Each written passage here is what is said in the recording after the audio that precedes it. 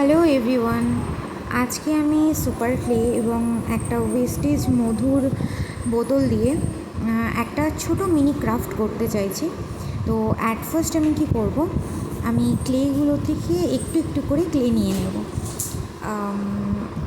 এটা আমার first voice video, তো একটু ভুলভাল যদি হয় তাহলে আগে থেকে ক্ষমা চেয়ে নিচ্ছি।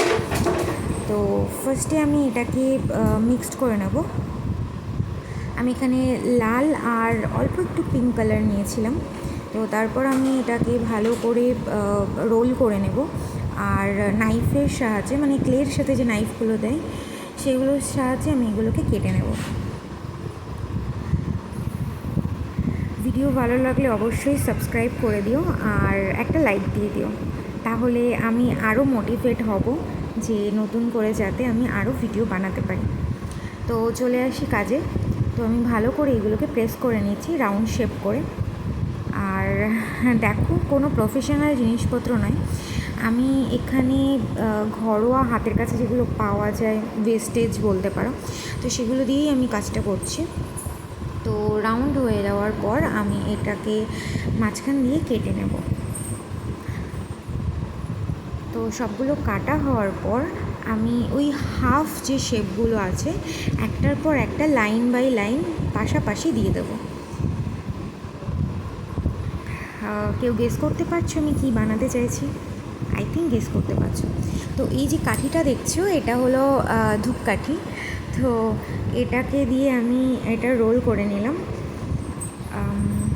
আমি বলেই দিই, আমি গোলাপ ফুল বানানোর চেষ্টা করছি ছোট।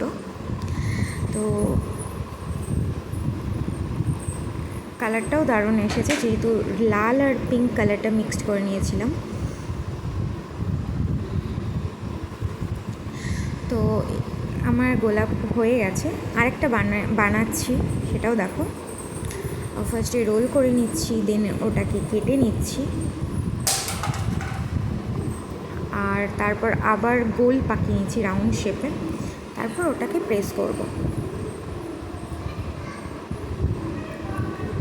তো প্রেস করা হয়ে গেলে আর একটা গোলাপ বানাচ্ছি, মানে সব কটা তো এভাবে দেখানো সম্ভব নয়, তো যে কটা আমি দেখাতে পারি তো সে কটাই আমি দেখাচ্ছি, কারণ ভিডিও অনেকটাই লং হয়ে যাবে।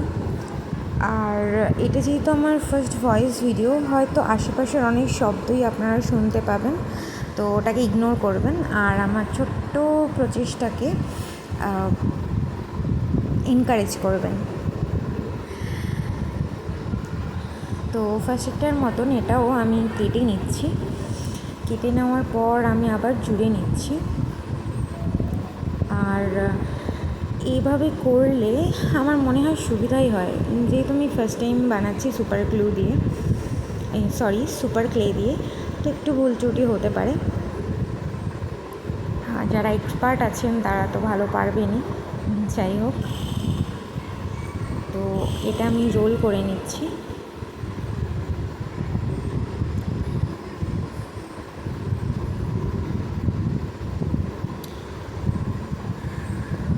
এই তো দেখুন, এবার আস্তে আস্তে আরেকটা গোলাপের শেপ হয়ে যাচ্ছে। ক্যামেরাটা একটু নড়ে গেছিলো, যার জন্য এরকম হয়ে গেছে ভিডিওটা। যাই হোক, নেক্সট টাইম থেকে চেষ্টা করব ভালো করে করার। দেখুন, আরেকটা গোলাপ রেডি। তো আমি আরও কতগুলো বানিয়েছি সেগুলো আমি নিয়ে একেবারে দেখাচ্ছি, কারণ ওভাবে তো সব কটা দেখানো সম্ভব নয়। তো এই 4-5টা আমি বানিয়েছি, তার মধ্যে একটা ছোট্ট কড়ি টাইপের আছে।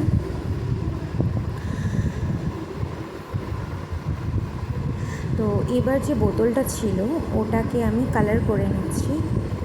দেখতেই পাচ্ছ এক হাত দিয়ে করছি বলে একটু সমস্যা হচ্ছে, মানে এক হাতে ভিডিও আর এক হাতে কালার।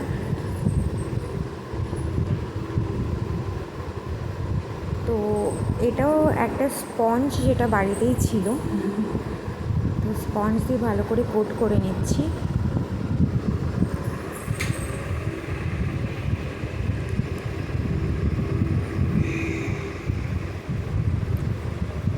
আপনারা আপনারা চাইলে তুলি দিয়েও করতে পারেন।